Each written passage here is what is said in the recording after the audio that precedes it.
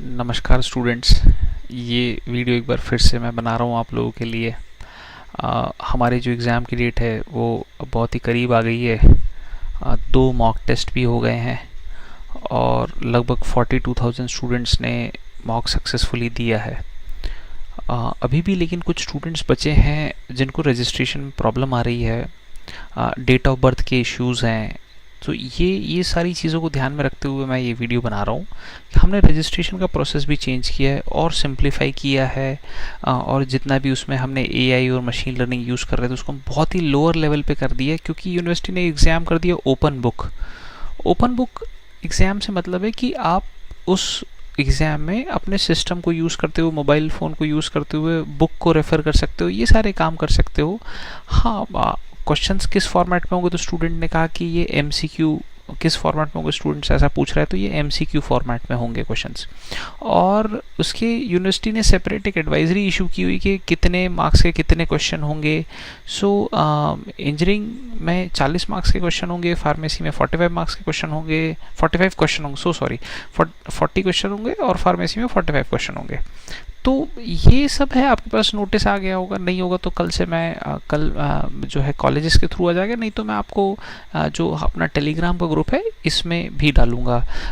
Telegram का group बड़ा important है, मतलब इसके थ्रू कम्युनिकेशन में आपसे डायरेक्ट कर सकता हूँ। कुछ इश्यू आया है सर्वर साइड, हमारी तरफ कुछ प्रॉब्लम है, स्टूडेंट्स की तरफ कुछ प्रॉब्लम है, इमीडिएटली मैं आपको बताता हूँ। तो ये इस पेज में सबसे नीचे टेलीग्राम ग्रुप का लिंक है, वो आप इसको ज्वाइन ज़रूर करिएगा। और यहीं पे एक चैनल भी है, वो चैनल का लिंक भी है, उसको भी ज्वाइन करिएगा, ताकि उससे नोटिफिकेशंस बहुत कम आते हैं, सिर्फ काम के नोटिफिकेशंस आएंगे। कुछ प्रॉब्लम आ रही है आपको, आप इस ईमेल एड्रेस पे मेल कर सकते हैं।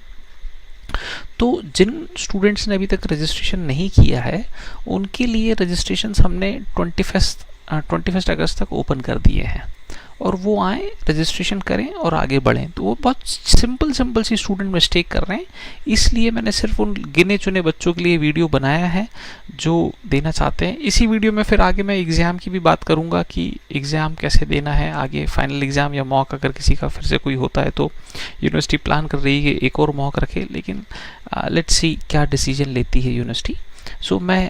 मैंने वेबसाइट खोली रजिस्ट्रेशन के लिए, rgpv.eduvita.in, और ये लीव का मैसेज आपको हर जगह दिखेगा। क्यों आएगा? क्योंकि हमने रिफ्रेश डिसेबल करके रखा हुआ है। कभी कभी गलती से आप धोखे से रिफ्रेश कर दें तो उसका आपको एग्ज़ाम के बाहर फेंक देगा, तो उसको रोकने के लिए हमने ये मैसेज डाला हुआ है। तो इसको आप लीव कर दीजिएगा, कभी बाहर निकलना है आपको तो। फिर से मैंने शुरू से वेबसाइट खोली rgpv.eduvita.in और रजिस्टर योर सेल्फ पे क्लिक किया। सो यहाँ पे मुझे अपना एनरोलमेंट नंबर डालना है। सो एनरोलमेंट नंबर जो है मेरा जिस फॉर्मेट में है, मेरे को उसी फॉर्मेट में डालना होगा और उसमें मैं काम करूँगा। तो यहाँ पे हमने डाल दी, ये फॉर्मेट ऐसा हो सकता है या ऐसा हो सकता है या ऐसा हो सकता है। सो मैंने अपनी टेस्टिंग के लिए एक एनरोलमेंट नंबर बना लिया 123 के नाम से। और आपका एनरोलमेंट जो भी हो, कॉलेज का नाम, उसके बाद उसमें मान लीजिए सिविल ब्रांच के तो सी लिखा होगा। अब सी आपको यहाँ पे कैपिटल में डालना है, स्मॉल में नहीं डालना है।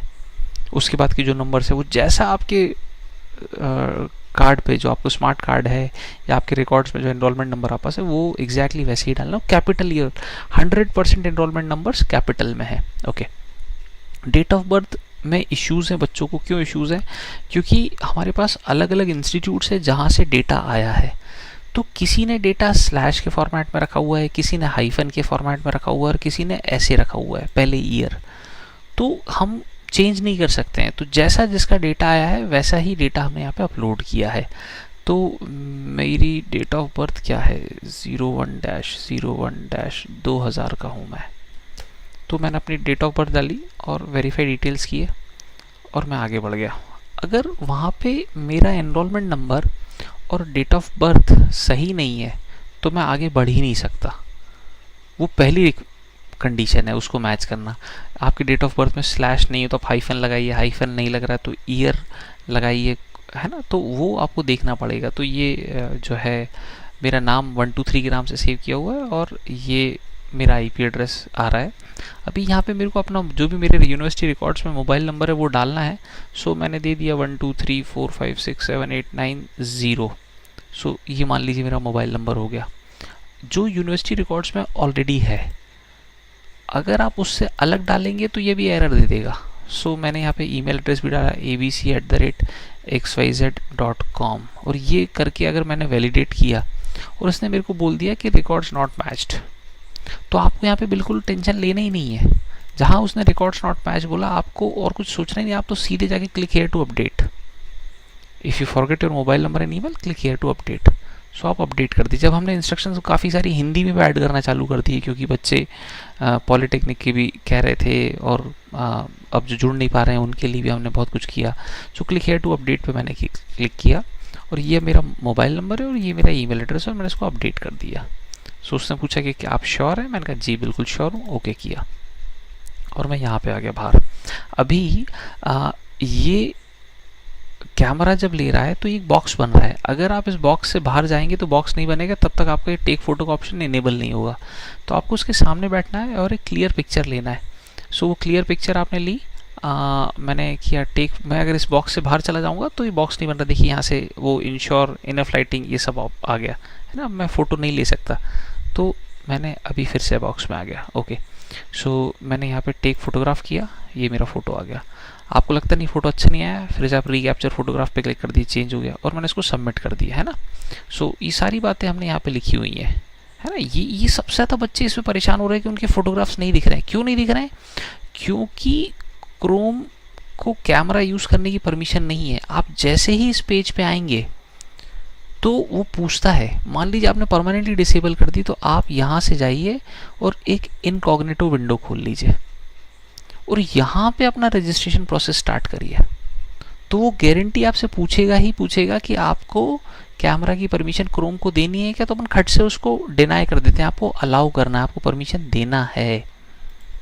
तो आपने परमिशन दी तो आपके पास ये पिक्चर आएगी, और फिर आप पिक्चर को क्लिक करके सबमिट करके आगे बढ़ेंगे। तो ये फोटोग्राफ मेरा अपलोड हुआ, और ये मेरा एक टेस्ट था, तो उस टेस्ट पे मैंने टिक मारा। जितने भी यहाँ पे किसी के, बहुत सारे स्टूडेंट्स के यहाँ पे 4-5 सब्जेक्ट डिस्प्ले हैं, सब पे आपको टिक मारना है। जितने आपके मैच हो रहे, जितने मैच नहीं हो रहे, उनको आपको टिक नहीं मारना है ना। तो आप टिक करिए, और फाइनली जब तक आप इस पर क्लिक नहीं करें, आई वेरीफाई कि ये जो मैंने ऊपर देखा है सब सही है, तब तक ये generate exam URL option enable नहीं होगा। तो ये आपको टिक करना है उसमें। In case of any mismatch in subject kindly send mail to, है ना। ये सब्जेक्ट्स अगर मिसमैच हो रहे हैं तो आपको ये इस एड्रेस पे एक मेल करना है कि भाई आपके सब्जेक्ट्स पे कुछ इश्यू है। वो चेक करके आप जनरेट एग्ज़ाम यूआरएल पे क्लिक कर देंगे, तो आपका एग्ज़ाम यूआरएल जनरेट होगा। अब एग्ज़ाम यूआरएल क्या है? एग्ज़ाम यूआरएल वो एड्रेस है जिस एड्रेस पे जाके आपको एग्ज़ाम देना है। हर बच्चे का एक यूनिक एड्रेस है जो उसको संभाल के रखना है। सो सॉफ्टवेयर कह रहा है कि आप इसके बाद फिर जनरेट नहीं कर पाएंगे, आप इसको संभाल के रखिएगा। ओके किया मैंने, और देखिए ऑटोमेटिकली मेरे सिस्टम में ये सेव होने का ऑप्शन आ गया। तो आपको सेव करना है, आप बिल्कुल सेव कर लीजिए, कोड आपके सिस्टम में सेव हो जाएगा। तो मैंने सेव कर लिया इसको, है ना। डाउनलोड्स में इसको सेव कर लेता हूँ, तो सेव कर लिया मैंने। अगर मान लीजिए आपके सिस्टम में ऑटोमेटिक सेव नहीं हुआ है, तो आप, है ना, इस यूआरएल पे क्लिक करके डायरेक्टली ओपन कर सकते हैं, या फिर आप इसको कॉपी करके रख सकते हैं। कॉपी करके रखेंगे, देखिए मैंने क्या किया, देखिएगा मैंने जो है यहाँ पे Ctrl+V वहाँ से कॉपी करके लाया था, यहाँ पे पेस्ट कर दिया। अब मैं इस फाइल में सेव करके रख लूँगा हमेशा। लेकिन इस एनरोलमेंट को आपको संभाल के रखना होगा। कुछ बच्चों ने हमें कंप्लेंट की कि उनके लैपटॉप ख़राब हो गए या उनके मोबाइल ख़राब हो गए जहाँ उन्होंने सेव करके रखा था। तो मैं अभी उनको वो प्रोसेस भी बताऊँगा कि उनको यूआरएल फिर से कैसे मिलेगा, खुद ही कैसे ले लेंगे। वो प्रोसेस इंपॉर्टेंट है, क्योंकि बहुत सारे बच्चों को यूआरएल मिस है। बहुत सारे बच्चे क्या गलती कर रहे हैं यहाँ पे कि जल्दी जल्दी टाइप करने में उन्होंने ये ई जो कैपिटल था इसको स्मॉल में टाइप कर दिया। ये की है, यूनिक की, ये दुनिया में किसी के पास नहीं है, यूनिक की है, ये सिर्फ आपकी की आपके पास है। तो यहाँ पे कैपिटल स्मॉल का बहुत ज़्यादा ध्यान रखना है आपको। अगर वो नहीं हुआ तो परेशानी है ना। तो इस की को आपको संभाल के रखना है। ओके, तो आप इसको कॉपी कर सकते हैं, आप इसको फिर से डाउनलोड कर सकते हैं। तो यहाँ मैंने लिखा है, आपको पास क्लियर इंस्ट्रक्शन है कि यूआरएल जो है केस सेंसिटिव है, ए से जेड तक हो सकता है, स्मॉल ए से जेड तक हो सकता है, कुछ स्पेशल कैरेक्टर्स हो सकते हैं। ये सब आपको ध्यान, आप इसको बस एक बार पढ़ लीजिएगा तो आपका काम हो जाएगा। और ये कर दिया, और आपका यहाँ पे एग्ज़ाम प्रोसेस जो है ओवर हो गया, ख़त्म। अब हम सीधे एग्ज़ाम पे जाएंगे। लेकिन मान लीजिए एग्ज़ाम से पहले मेरा ये यूआरएल वाला फाइल गुम गया है, अभी मैं क्या करूँगा? सो मैंने इसको टैब को बंद किया, लीव, है ना, लीव, और मैंने फिर से एक नया टैब ओपन कर लिया, और मैंने यहाँ पे क्या खोला, मैंने खोला rgpv.eduvita.in। मैं फिर से उस पोर्टल पे गया, फिर से मैंने रजिस्टर। अच्छा ध्यान दीजिएगा, ये पोर्टल सिर्फ क्रोम में खुलेगा। बहुत सारे बच्चों की ये भी समस्या होगी कि वो नहीं खोल पा रहे होंगे कहीं पे। डिफ़ॉल्ट आप स्मार्टफोन में डिफ़ॉल्ट ब्राउज़र वो चाइनीज़ ब्राउज़र रहता है, अपने को उसको यूज़ करना नहीं है। क्रोम में ही आपका सारा काम होगा, आपको क्रोम में यूज़ करना है, ठीक है ना। तो रजिस्टर योर सेल्फ, मेरा एनरोलमेंट नंबर था 123। मेरी डेट ऑफ बर्थ अगर मैं यहाँ पे 01/01/2001 डालूंगा, वेरीफाई डिटेल्स, तो इसने इग्नोर कर दिया, एरर दी। क्यों? क्योंकि मेरी date of birth actually hyphen में स्टोर्ड है हमारे रिकॉर्ड्स में। हमारे रिकॉर्ड्स में कहाँ से आई? अलग अलग इंस्टीट्यूट के रिकॉर्ड से आई। तो जैसा उन्होंने सेव किया है वैसा हमने यहाँ पे डाल दिया। क्योंकि हम यूनिफॉर्मिटी करना बहुत मुश्किल था हमारे लिए, टाइम टेकिंग प्रोसेस था, तो हमने जैसा है वैसे ही किया और मैंने वेरीफाई डिटेल्स पे क्लिक किया। अब आप देखिए कि मेरा ये चालू क्यों नहीं हुआ। मैं डेट ऑफ बर्थ गलत डाल दिया, हाँ 2000 में पैदा हुआ था। वेरीफाई डिटेल्स चालू हो गया। अभी देखिए मेरे को upload photo and admit card का ऑप्शन अलग से दे रहा है। आपको करना है तो आप करिए, नहीं करना है तो कुछ मत करिए। आप तो सिर्फ व्यू एग्ज़ाम यूआरएल पे क्लिक कर दीजिए। आपको हमने पहले एडमिट कार्ड अपडेट करने का प्रोसेस होता वो भी ख़त्म कर दिया। बहुत ही सिंपल कर दिया बच्चों के रजिस्ट्रेशन में, उन्हें परेशानी ना आए। सो व्यू एग्ज़ाम यूआरएल, ये फिर से यूआरएल मेरे पास आ गया। अगर आप कहीं से किसी तरीके से भूल गए तो फिर से आप ओपन कर लीजिए, वही वाला यूआरएल है जो पिछली बार आया था मेरे पास। अगर आप इसको मैच करेंगे तो ये वही यूआरएल है ना, तो ये हमेशा सेम आएगा आपके लिए। संभाल के रखना, आपको इसको किसी को देना नहीं है। ओके, सो ये बात हुई रजिस्ट्रेशन की। अब इसी के बाद स्टार्ट होता है मॉक। तो मॉक टेस्ट में हम क्या करने वाले हैं कि मैं तो सीधा इसी पे क्लिक करके मॉक के लिंक पे चला जाऊंगा, लीव। ये मैं मॉक पे आ गया। अब मैं यहाँ पे अगर कॉपी पेस्ट करने की जगह टाइप करने की कोशिश करूँ तो मतलब जिन बच्चों को परेशानी आ रही है उनमें से 25% बच्चे सिर्फ केस कैपिटल और स्मॉल कर देते हैं, इसलिए परेशानी आ रही है। मैंने उस पर क्लिक किया, एक बार में खुल गया, मेरा कोई एरर नहीं है। और या फिर मैंने जो नोटपैड में कॉपी करके रखा था मैं उसको कॉपी करके लाऊंगा, Ctrl+C, और मैं यहाँ पे Ctrl+V पेस्ट कर देता हूँ, Ctrl+V, ये हो गया, फिर से खुल गया।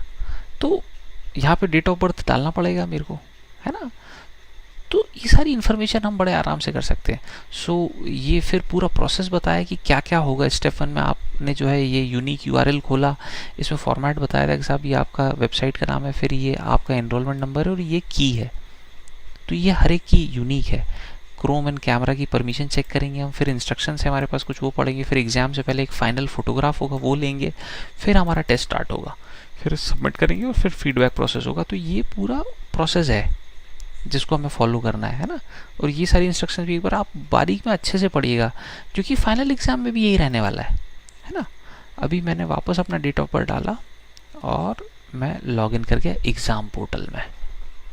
अब देखिए यहाँ बहुत इंपॉर्टेंट बात लिखी हुई है, check if your system date and time is correct before starting exam या नहीं। सो मेरे सिस्टम में टाइम हो रहा है अभी 1:12। अगर ये टाइम गलत है और हमारे सर्वर के टाइम से मैच नहीं हो रहा है तो आपके सिस्टम में एग्ज़ाम स्टार्ट नहीं होगा। आपको आपके सिस्टम का टाइम बिल्कुल सेम करना है। मोबाइल में अगर कर रहे हैं तो 95% मोबाइल में आजकल डेट और टाइम अपने आप सेट होता है, आपको कुछ भी नहीं करना है। लेकिन डेस्कटॉप या लैपटॉप में कर रहे हैं, वहाँ अगर डेट कर लेते हैं तो आप यहाँ से उसको सेट कर सकते हैं। विंडोज़ में है ना, विंडोज़ में भी होती है, मैं लिनक्स यूज़ कर रहा हूँ लेकिन विंडोज़ में भी ऐसी डेट ऑफ बर्थ यहाँ पे सेट हो जाएगी हमारे ना, डेट एंड टाइम सेटिंग्स है। ओके, सो मैंने अपना डेट ऑफ बर्थ डाला और मैं अब एग्ज़ाम पोर्टल पे लॉग इन कर रहा हूँ। तो यहाँ मॉक एग्ज़ाम है, फिर इसी पोर्टल पे आपका मेन एग्ज़ाम चलेगा। Okay, enter. अब मैं फिर से बताऊंगा, अगर आप की भूल गए तो आपको क्या करना है, rgpv.eduvita.in खोलना है, वहाँ से फिर से अपना डिटेल्स लॉगिन करना और आपको आपकी जो की है वो वहाँ पे रखी मिल जाएगी, आप वहाँ से फिर से डाउनलोड कर लो। ओके, तो ये कुछ इंस्ट्रक्शन थे। ये मैं बाहर कैसे आ गया, मैंने क्या गलती की, कुछ तो किया था मैंने, मैं ध्यान नहीं दे पाया आपके साथ बात करने में, लीव किया, फिर से मैंने यहाँ पे चालू किया 01-01-2000 और मैंने इसको एंटर किया। No exam schedule today, come back later. ये बहुत सारे स्टूडेंट्स को ये आ रहा हो क्योंकि हमारे बैच में आज इसका एग्ज़ाम नहीं है, इसलिए मेरे को ये एरर आई। लेकिन अगर मैं यहाँ तक पहुँच गया, इसका मतलब कि मेरा यूआरएल परफेक्ट है, मेरी डेट ऑफ बर्थ परफेक्ट है, और मैं अब पूरा एग्ज़ाम आगे दे सकता हूँ। एग्ज़ाम कैसे देना है उसका वीडियो आप पहले भी देख चुके हैं। तो अभी सिर्फ रजिस्ट्रेशन और इनसे रिलेटेड जो प्रॉब्लम्स आ रही हैं, मैंने उसके लिए ये वीडियो बनाया था। So thank you so much. अगर आपको लगेगा कि एग्ज़ाम या मॉक से रिलेटेड कोई वीडियो बनाना, तो मैं फिर वो भी बना दूंगा। खैर, थैंक यू।